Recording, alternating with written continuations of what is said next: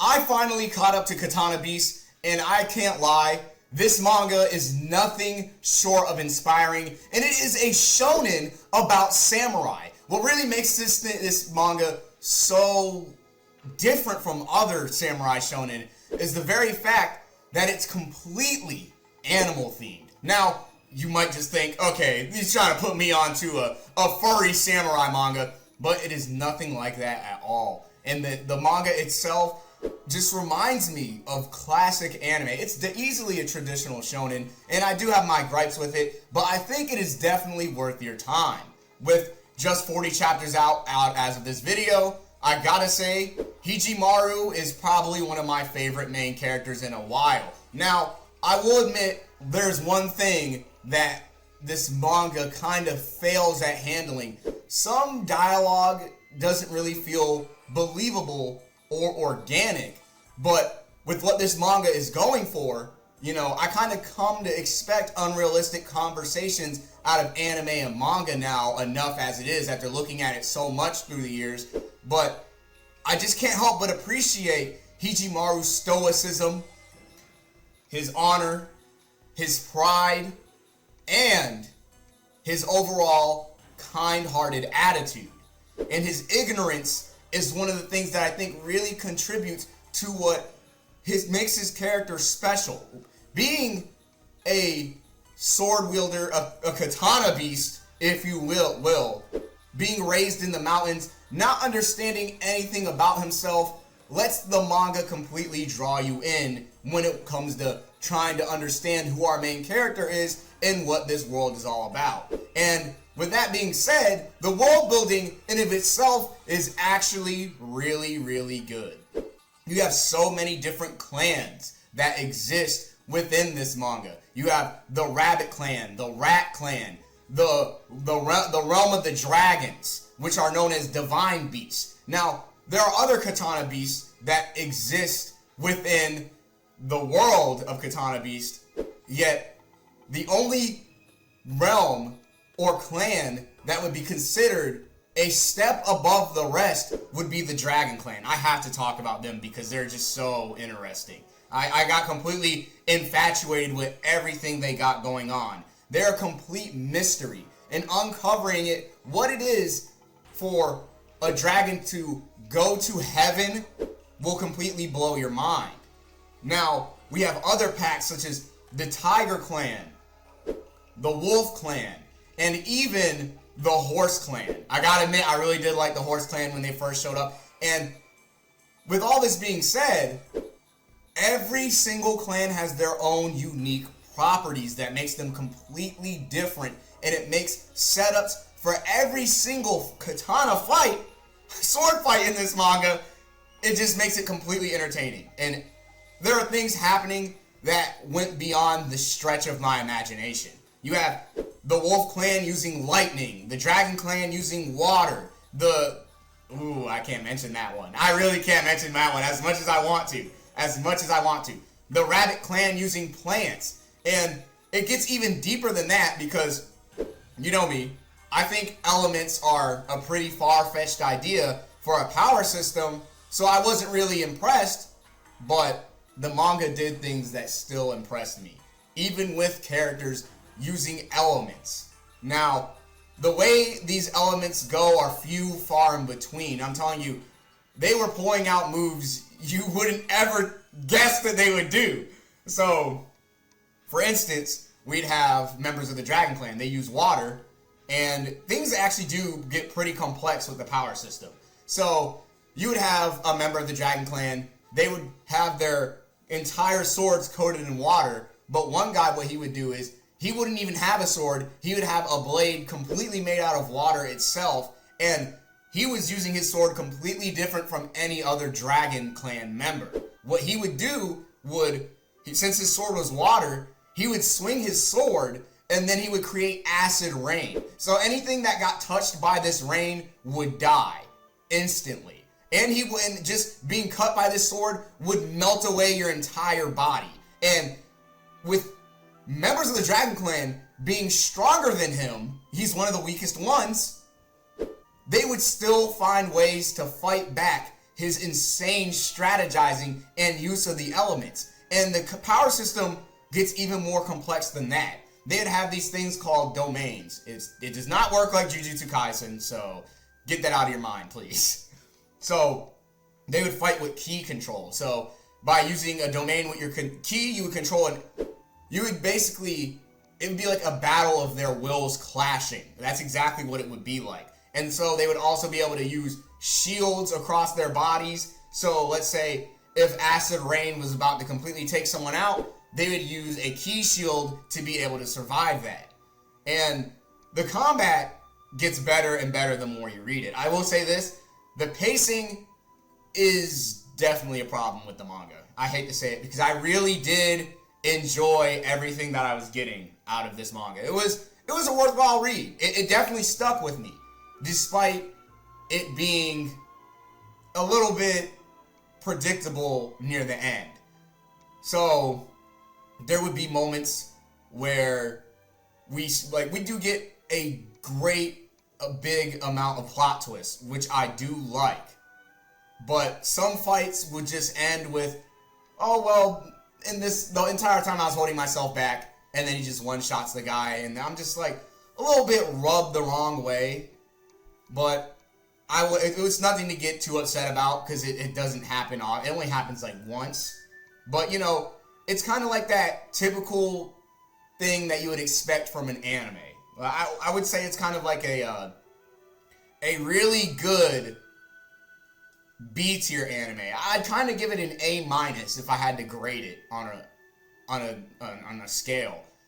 But I will say the writing definitely got me really into it. So in the beginning, it's going to start off really, really slow. And then it's going to build up to something because there's this entire battle called the Festival where every single clan has to fight for its own survival to thrive in this world. And so they have to pick 5 of the strongest warriors inside of each and every clan to fight and represent their dragon, their rat, their horse, whatever animal they signify. And this animal, like a symbolism, goes way further than you would expect. I'm telling you, the ideas here really had me shook. Of course, every single one of these characters are human, but they'd have different properties that separate them from the rest, which would allow them to take advantage of their physical attributes. Of course, we have the dog clan. You can pretty much guess that they would have crazy smell. And then we'd have the horses. They would have insane legs and mobility. And keeping all of this intact and contextualized with the idea of each animal they're representing is what really had me shook. Because the tiger clan too, I'd use them as an example. Tigers, you know, when they're hiding in the grass, their camouflage, their stripes hide them and make them natural predators. And so the tiger clan in this manga would use wind as an ability, and they would use reflections off the light to make their entire bodies invisible, fighting just like a tiger. And they would have that ferocity and mindset as well. The world building, wow, it's crazy. And I'm only talking about how their powers work. Like, it goes even deeper than that because we go to their genetics and their bone structures, and it all plays into their fighting styles. We'd have people of the rabbit clan, they would be able to control plants. And so we'd have a descendant of the rabbit clan. He would fight with plants, and he would have branches grow from his sword, and you can only imagine what kind of options this is going to give him while he's fighting someone. And you got to see it for yourself. But with it starting slow in the beginning, I do think a little bit of patience does kind of pay off with the manga because you just learn so much. There's this huge everlasting calamity that our main character is going to be the cause of. How and why is very interesting, and it got me a little bit hooked. So I was definitely interested in seeing what kind of direction this would take. Is the main character going to end the world? Is he not? What is the calamity? And he starts developing his own team because the rabbit clan themselves are the weakest clan. And so they had to go out there and find 5 different warriors to join and fight for them in the festival, because otherwise they're going to get ravaged. And one thing that really, really kept me invested in this manga is its messages on pride, being a warrior, and camaraderie. Now, with everyone being human, because they take the form as a human, yet they're still very primal and savage due to their animal tendencies. You know, lion people running around, rabbit people just running around, and everything like that. They all have different nature, if you will. Like the way they act, their instincts, it all takes a turn into how their actions make the story revolve. And I'm telling you, when it comes to world building, there's definitely clear discrimination against other clans, and even clans within themselves. You would have, for example, the Alpha, the Omega, the Delta, and the Beta. And going down the tier list of strength, weaker people are going to be ostracized. And so they even created an area called Nomad Town, where all of the people who are not accepted by their clans reside. And we get to see a different side of this world, seeing a side of the people that want nothing to do with the festival, or the society that has been created with all these clans fighting over territory, resources, and anything else. Now, the camaraderie aspect of things, I definitely like the main character. He's very simple-minded, but it's very satisfying. I actually enjoyed watching him win, and I will admit I get tired of always seeing the main character beat the odds, because I want a realistic source of storytelling. I want it to be believable. I want there to be weight behind each and every victory. But what the main character does, he reads through every single one of his allies and finds like-minded individuals. His main standpoint is fighting for his pride, fighting for something that you want to protect. And the writing really, really, really goes above and beyond in this aspect. I'll give you an example of a character that I also really enjoyed. The Berserker Dragon. He was completely obsessed with killing. When he joined the festival, they would wear these cloaks that signified their pride, who they are, who they're fighting for. And he thought that he was powerful because he was killing everyone.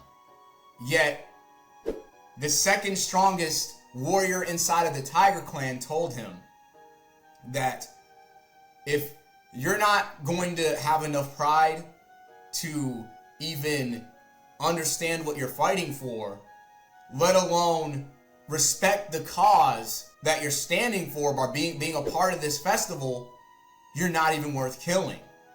And with that being said, to the Berserker Dragon, he slowly begins to find himself respecting and loving his clan and his comrades above all else. Everyone has their own set of secrets and values. And learning these things as the story progresses kept me completely invested. It really did.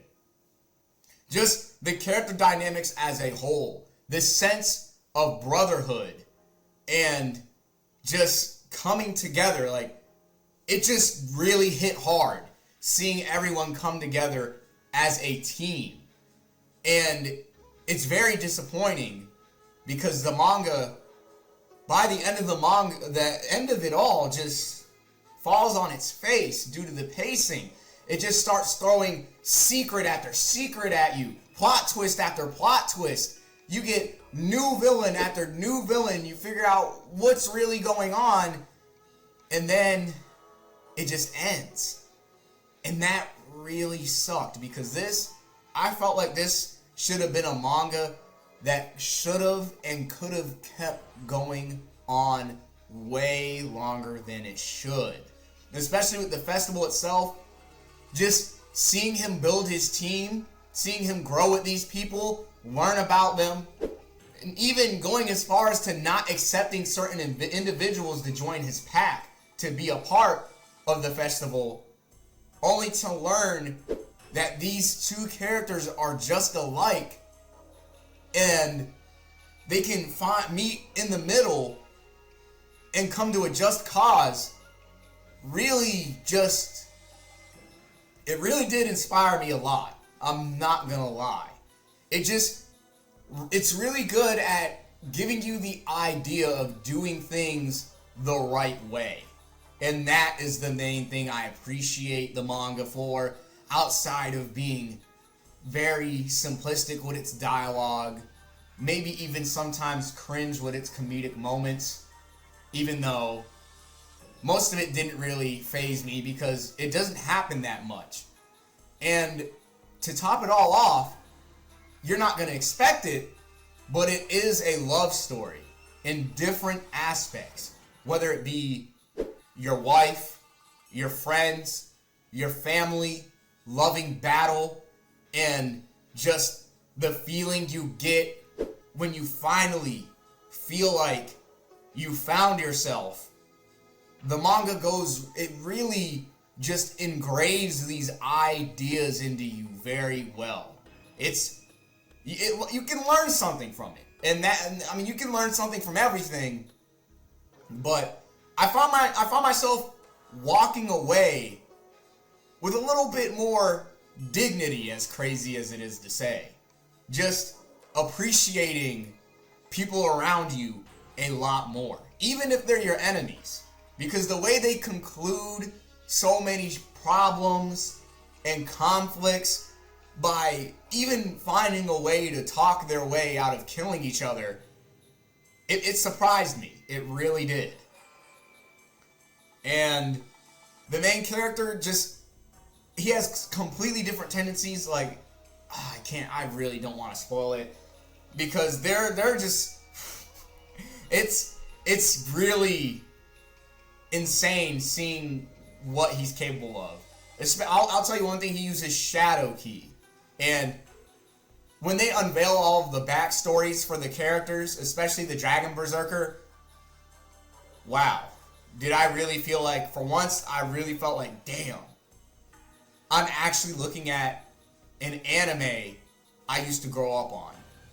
You know?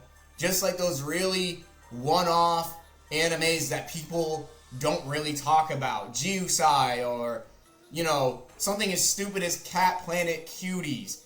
It'd be in that same bracket. But its execution, despite being a little bit one-off, it does what it needs to do, and it does it really, really well.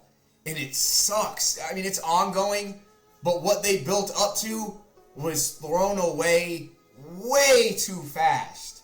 Way too fast, because I'm trying to tell you, I got really attached and invested into the story. Now, I'm not going to say it's not worth your time. It definitely is. Especially for the plot twists in of themselves. Like, I want to talk about those so much, but I really can't. But the dragons, I think they honestly might be my favorite clan. Especially with them acting so self-righteous. They kind of view themselves as if they're angels or gods, and they see every other clan as primitive and just worthless.